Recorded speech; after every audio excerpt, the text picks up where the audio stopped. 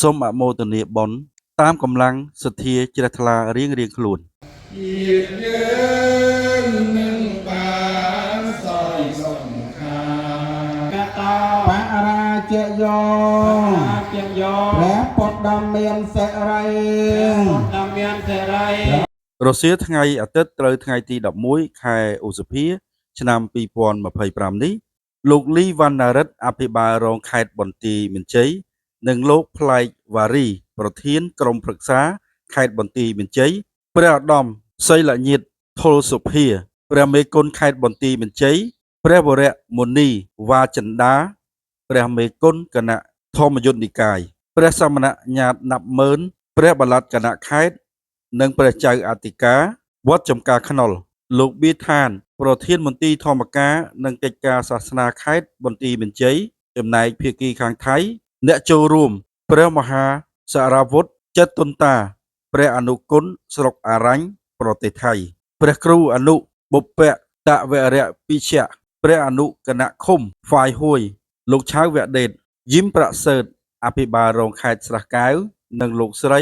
រៈរិនថននាមវងប្រធានការិយាល័យពុទ្ធសាសនាខេត្តស្រះកែវวันนี้รู้สึกเป็นเกียรติอย่างยิ่งที่ได้ร่วมกับขบวนในการแห่สมโภชไปรอบเมืองของอีโตพนที่นี่นะครับ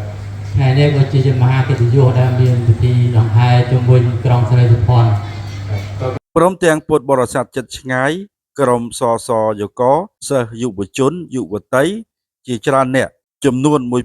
1200អង្គអ្នកបានចូលរួមប្រារព្ធពិធីវិសាខបូជា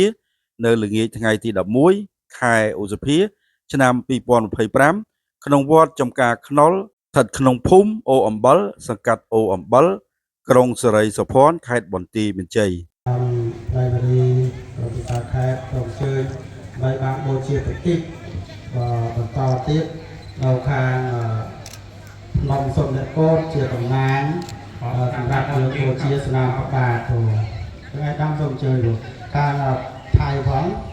បើតាមការអាងលោកបៀនឋានបានមានប្រសាសន៍ថាក្រសួងធម្មការនិងសាសនាលេខ10ករសស5ពិធីបុណ្យវិសាខបូជាបុណ្យមួយដ៏សំខាន់បំផុតដែលប្រទេសអ្នកកាន់ព្រះពុទ្ធសាសនានិងពុទ្ធបរិស័ទទូទាំងពិភពលោកក៏ដូចជាកម្ពុជាតែងតែប្រារព្ធជារៀងរាល់ឆ្នាំដើម្បីរំលឹកដល់អភិលក្ខិកសម័យទាំង3បាទជុំអង្គពិធីទាំងមូលត្រេកអរអនុមោទនាជ្រះថ្លានិងសូមអបអរសាទរ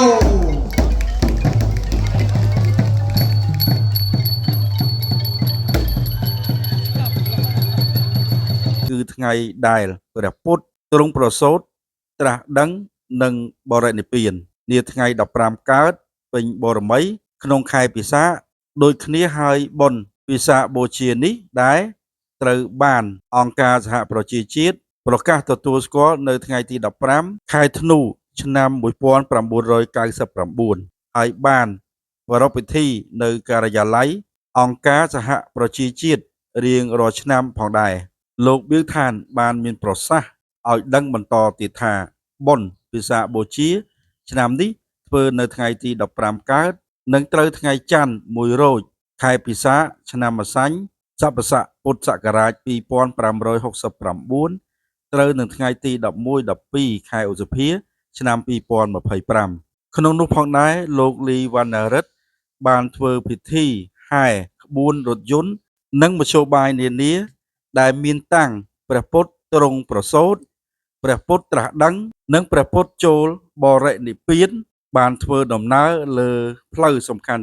ក្នុងក្រុងសិរីសុភ័ណ្ឌរួចត្រឡប់មកជួបជុំប្រារព្ធពិធីនៅវត្តចំការខ្នុលតែម្ដងលោកលីវណ្ណារិទ្ធបាននិយាយបន្តទៀតថាទីវត្តអារាមដាក់កន្លែងអប់រំកាយវាចាចិត្តដល់ព្រះសង្ឃឲ្យសុភាពរាបសារទន់ភ្លន់ចេះគោរពចាស់ទុំឪពុកម្ដាយជាដូនជាតាគ្រូបងប្អូនញាតិមិត្តខិតខំប្រតិបត្តិតាមពុទ្ធសាសនាខិតខំរៀនសូត្រវៀងចាកអំពើអបាយជមុខនិងផ្លូវអាក្រក់ទាំងឡាយផងដែរហើយបុណ្យវិសាខបូជាបុណ្យសំខាន់ក្នុងព្រះពុទ្ធសាសនាដែលរួមមានព្រឹត្តិការណ៍ព្រះ សម្មាសម្ពុទ្ធចំនួន3គឺមួយថ្ងៃ15កើតខែវិសាខឆ្នាំចមុនពុទ្ធសករាជ80ឆ្នាំព្រះអង្គទ្រង់ប្រសូតថ្ងៃទី2ខែដដែលឆ្នាំរកាមុនពុទ្ធសករាជ45ឆ្នាំទ្រង់បានត្រាស់ដឹងនឹងថ្ងៃទី3ថ្ងៃដដែលនោះឆ្នាំម្សាញ់មុនពុទ្ធសករាជ1ឆ្នាំទ្រង់បានរំលត់ខណ្ឌចូលបរិនិព្វានថ្ងៃបុណ្យវិសាខបូជានេះមិនត្រឹមតែជាព្រឹត្តិការណ៍សំខាន់នៃព្រះពុទ្ធសាសនានិងពុទ្ធបរិស័ទតែប៉ុណ្ណោះទេតែក៏ជាថ្ងៃរបស់អង្គការសហប្រជាជាតិដែលហៅព្រះពុទ្ធសាសនាជាសាសនានៃសន្តិភាពហេតុនេះមិនត្រឹមតែនៅក្នុងពិភពលោកនៅក្នុងប្រទេសប្រជាជាតិកាន់ព្រះពុទ្ធសាសនាតែប៉ុណ្ណោះទេក៏ថែមទាំងនៅប្រទេសកម្ពុជាយើងត្រូវខិតខំរួមគ្នាលើកតម្កើងលើកកម្ពស់ជំនឿលើព្រះសាសនាត្រូវពង្រឹងខាងពុទ្ធចក្រនិងអាណាចក្រត្រូវដើរទន្ទឹមគ្នានិងរីកចម្រើនជាមួយគ្នា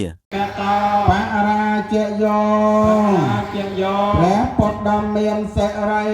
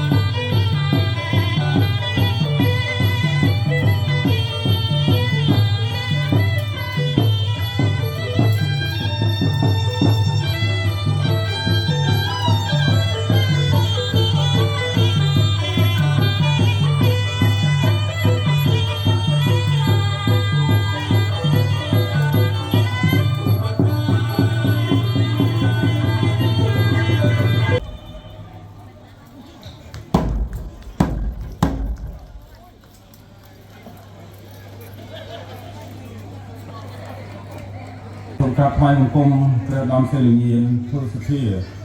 ព្រះរាជាគណៈថ្នាក់កិត្តិយសព្រះមេគុណខេត្តគណៈមហានកាយទីគោរពសក្ការៈនៅខ្ពង់ខ្ពស់សូមក្រាបថ្វាយបង្គំព្រះវរមនីវាចាណាព្រះរាជាគណៈថ្នាក់កិត្តិយសព្រះមេគុណខេត្តគណៈធម្មយុត្តិកនិកាយទីគោរពសក្ការៈសូមក្រាបថ្វាយបង្គំព្រះមហាសារវុធចិត្តតន្តោព្រះអនុគុណស្រុកស្រែកែវតំណាងគណៈសង្ឃខេត្តស្រែកែវប្រជាណាចក្រថៃព្រមទាំងសហការីជាទីគោរពសក្ការៈគ្រប់ព្រះអង្គសូមក្រាបថ្វាយបង្គំព្រះរាជាគណៈព្រះមន្ត្រីសង្ឃគ្រប់ឋានានុក្រមព្រះរាជគុណព្រះសង្ឃគ្រប់អង្គជាទីគោរពសក្ការៈសូមគោរពឯកឧត្តមផ្លាច់វរីធានក្រុមប្រឹក្សាខេត្តជាទីគោរពដល់ពងពោះ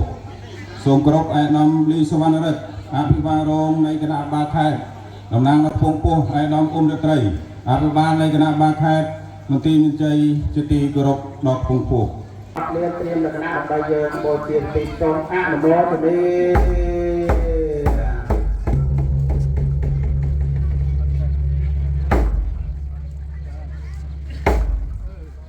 េះគឺយើង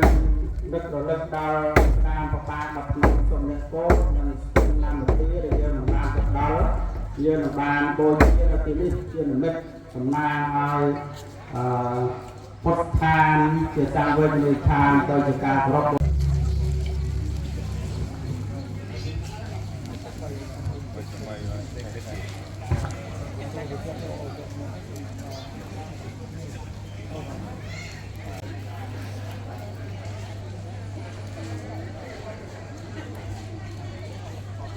ចិត្តទីជាខ្លាប្រមាណកំប៉ុងបានណាដល់បងជាបឋមខ្ញុំកណាសុវណ្ណគុំព្រះលេខគាត់ទាំងពីរគណៈជាមួយជាពីរមេត្រីក៏ដូចខ្ញុំបានអាត្មាភាពតំណាងឲ្យសង្ឃគ្រប់អង្គក៏ដូចជាតំណាងឲ្យពុទ្ធភាសៈអ្នកបម្រើព្រះពុទ្ធសាសនាសិរិមតងអយ៉ាងមេរសច្ចាបាបិមតងបរាជយោព្រះពុទ្ធដ៏មានសិរីព្រះអង្គឈ្នះមេហើយមានចិត្តបាចោះចាញ់ព្រះអង្គហើយ